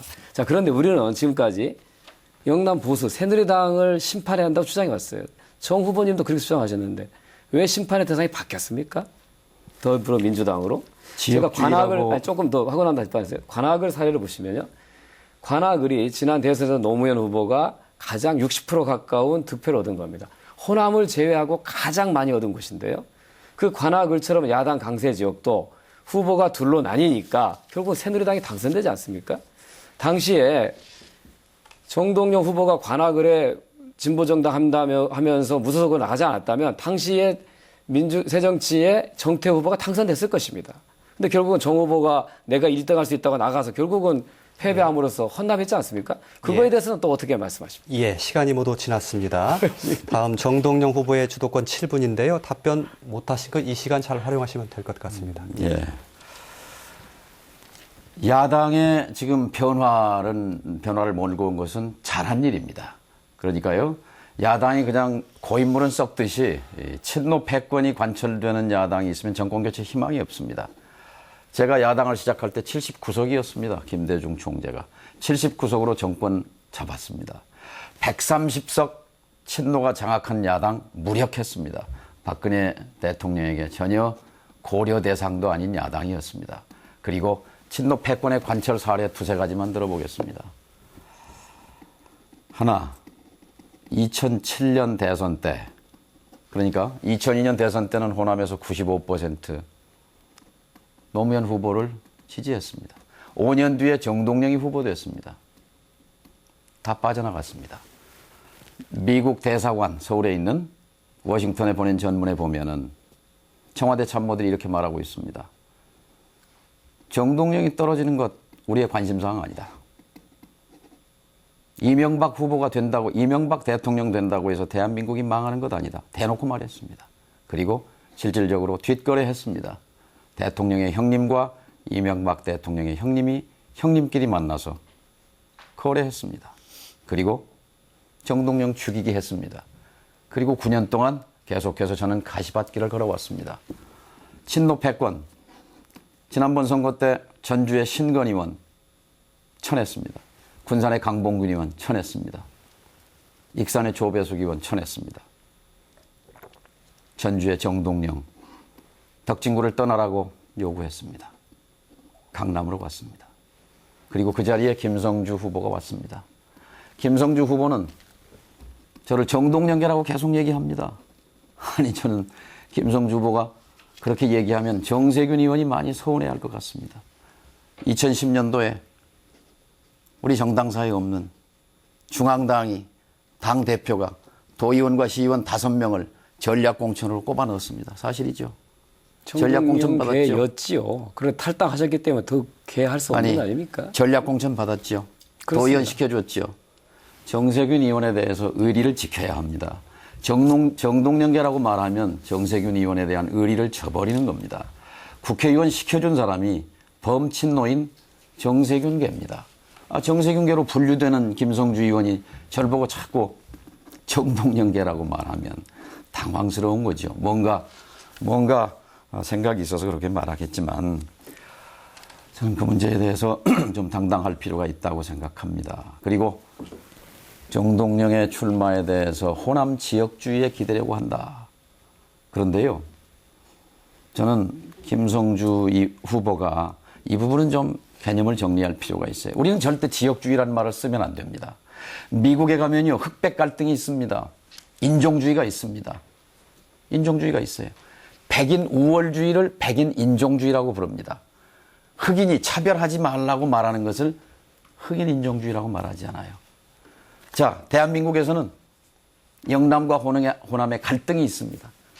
영남 우월주의가 있습니다. 선민의식이 있습니다. 대통령 후보는 경상도 사람이어야 된다라는 선민의식이 있습니다. 이것을 영남 지역주의라고 말하고 더 나가서 영남 패권주의라고 말합니다. 우리는 영패를 말해야 합니다.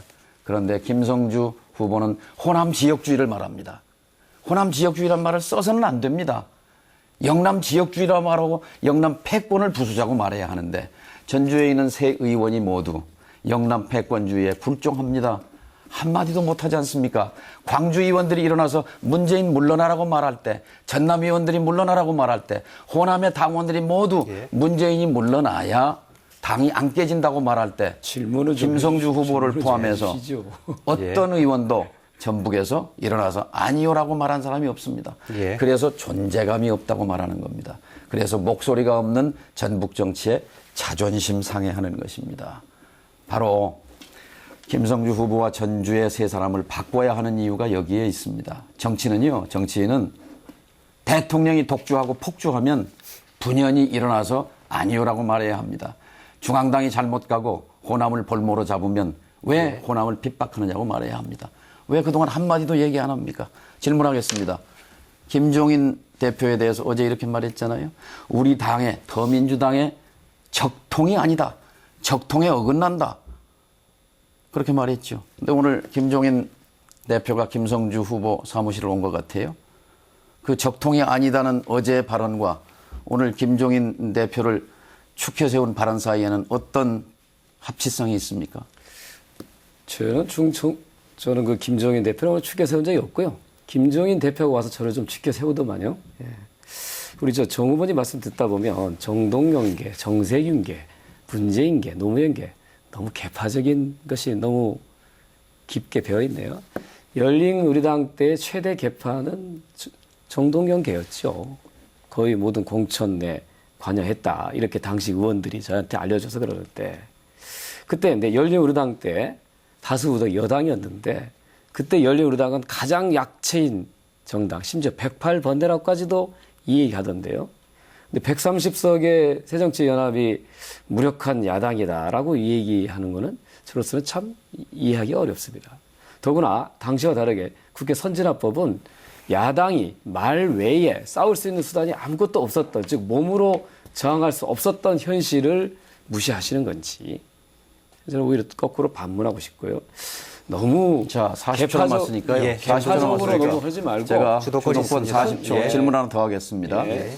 왜 국회의원 4년 하면서 한 번도 정치적인 소신 있는 발언을 못 합니까? 그리고 완주 전주 통합 문제에 대해서는 뒤로 빠지고 송천동 변전소 문제에 대해서는 역시 그것도 적극적으로 갈등 돌파하지 않고 갈등 조정하지 않고 항공대 덕진구에서 덕진구로 이전했는데 덕진구 의원은 아무 역할도 안 하고 자 지난 4년 동안 정치적 발언 답변할 시간이 없네요. 10초 지난 4년 동안 정치적으로 의미 있는 발언 한 가지만 얘기해 보세요. 인터넷에 검색해 보시면 많이 나옵니다.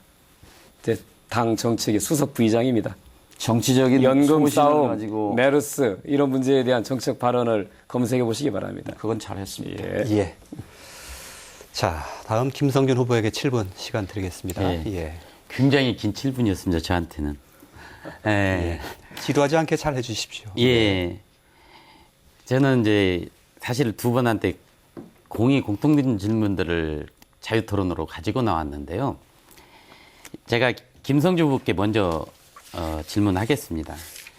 김성주 후보는 이전 토론에서 전북 발전을 위해서 여당 국회의원이 전북에도 꼭 필요하지 않느냐는 질문에 필요하다. 그렇지만 지역 정서상 선출직 국회의원이 안 나온다고 하면 그 권역별 비례대표나 아니면 석표율 같은 제도에서 답을 찾아야 되지 않겠느냐 얘기를 하셨죠?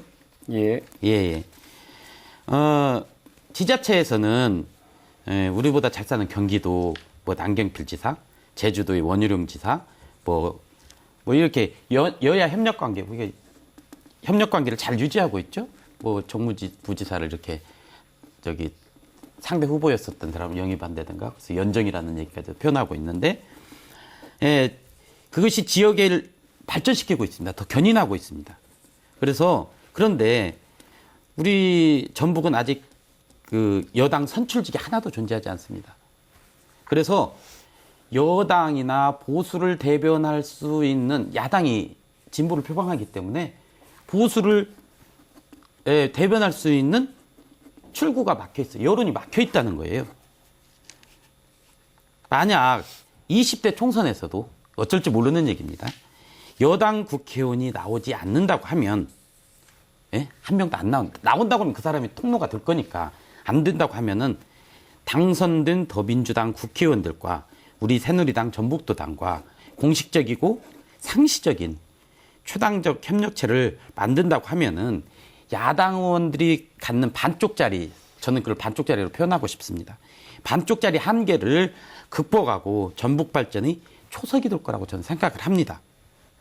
근데 혹시 그런 생각을 해본 적은 있으십니까? 좋은 말씀인데요.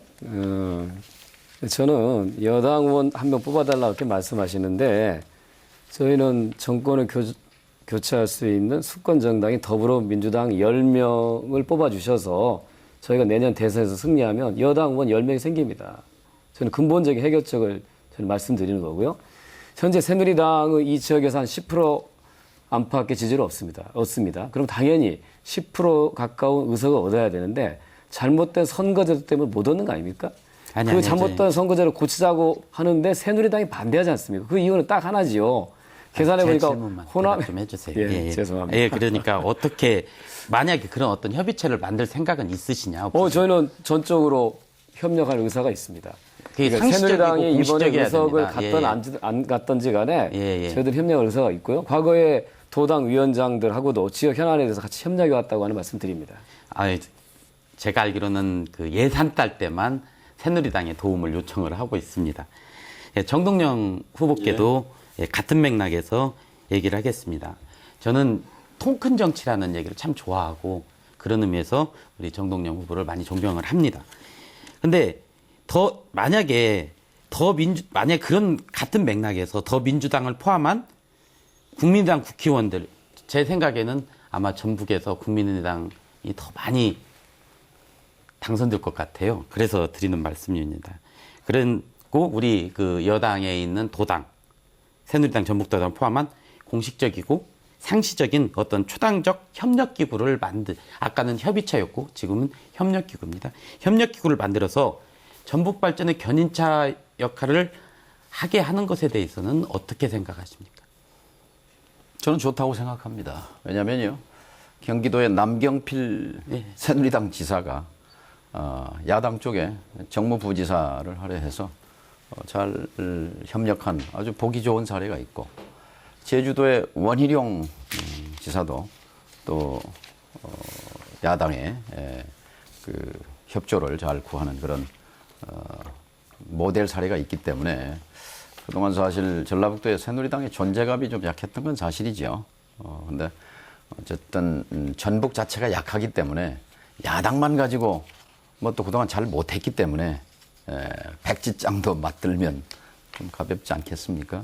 같이 여야 또는 여야 행정 이렇게 협의 기구를 만들어서 운영하는 건 좋다고 생각합니다. 예, 제가 그 지난 2년 정도를 다른 지역 당협위원장을 했습니다. 그런데 전북 지자체 장들이 문제는 그겁니다. 처음부터 국회의원들은 예산을 발굴하고 또 배정을 해야 될 책임이 저는 있다고 생각합니다. 지역을.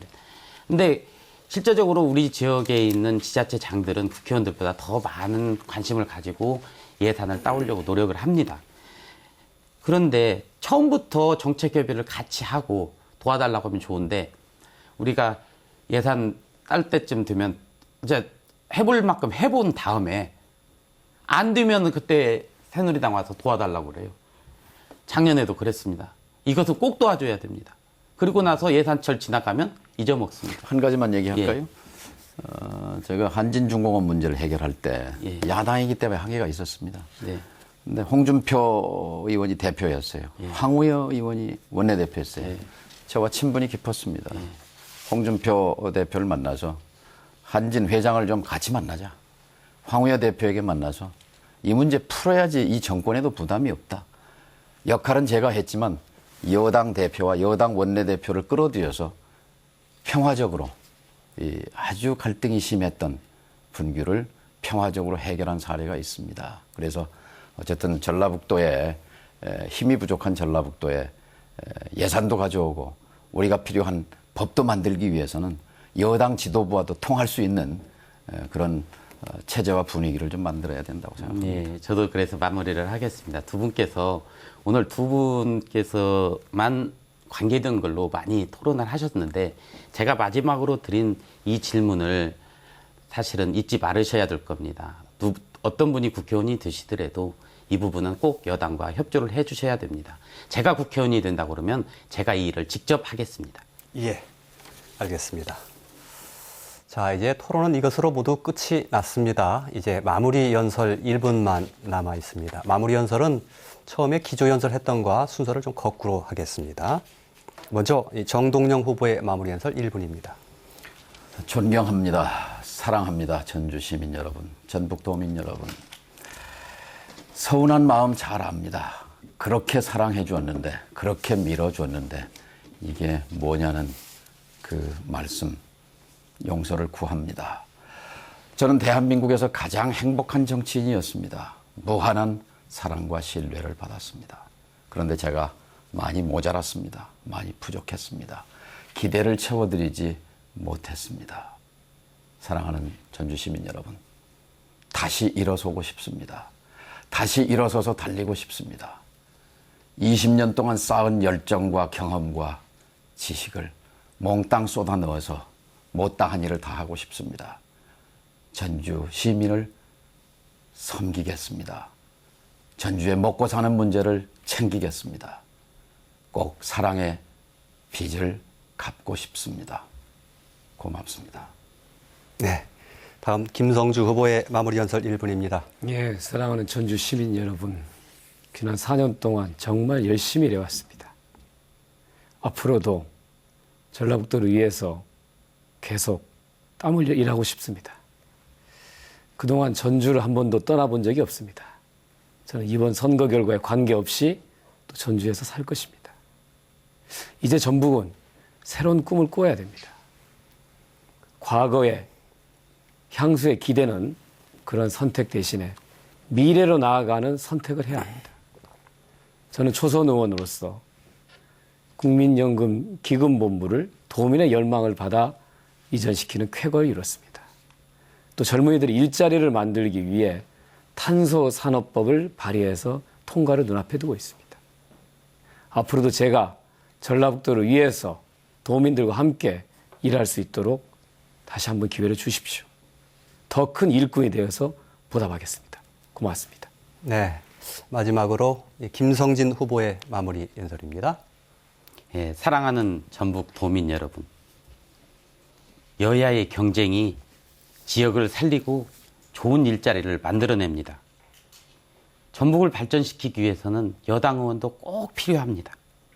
제가 대학 교수를 하면서 정말 안타까웠던 것은 10명 중 4명의 젊은이가 일자리가 없어서 이 지역을 떠난다는 것이었습니다. 너무 안타까웠습니다. 이제 이번 선거는 전라북도를 발전시킬 수 있는 절호의 기회입니다. 저는 전북의 목소리를 중앙에 알리겠습니다. 여당 내에서 야당의 목소리를 내겠습니다. 저는 오로지 도민만 바라보겠습니다. 힘 있는 여당 후보 김성진, 저를 국회로 보내주십시오. 보내주시면 야당 의원 10몫을 해내겠습니다. 약속을 꼭 지키는 국회의원이 되겠습니다. 감사합니다. 네, 잘 들었습니다. 오늘 토론 여기서 정리를 해야 될 것 같습니다. 다음 주인 4월 4일 월요일 오후 5시 30분에는 전주 갑 선거구 토론회가 생방송됩니다. 자, 누구를 찍더라도 똑같더라. 이 정치에 대한 불신, 냉소가 가득합니다. 그래서 투표장에 가지 않겠다. 이렇게 말씀하시는 분도 있습니다. 심정 이해해야 합니다만 그래도 우리의 미래를 바꿀 수 있는 가장 큰 힘은 정치에 있는 것 아니겠습니까? 오늘 토론 마치겠습니다. 세 분의 후보 수고하셨습니다. 시청자 여러분 고맙습니다.